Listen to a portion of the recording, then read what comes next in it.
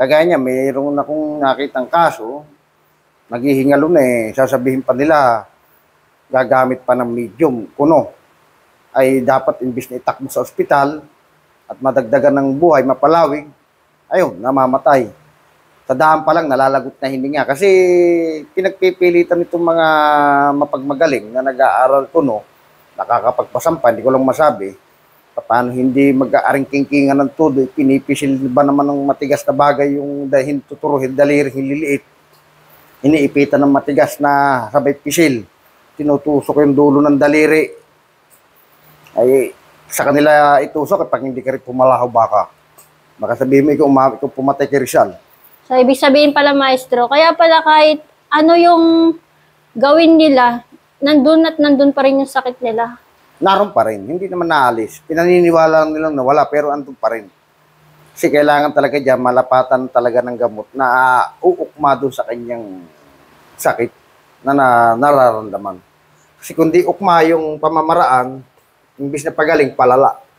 Palala. So, Makararamdam lang ng ginhawa, dala ng, ang tao may tatawag na mind conscious, na pag ang tao napapaniwala, gumaganda ang circulation ng dugo, gaganda ang pakiramdam. Pero paglipas niyon at yung infection ni umakyat ulit, balik sa dati. paulit-ulit lang talaga, maestro. Oo. Kaya kailangan talaga alam kung ano yung ilulunas. May sinasabi ng mga barang, hindi naman barang.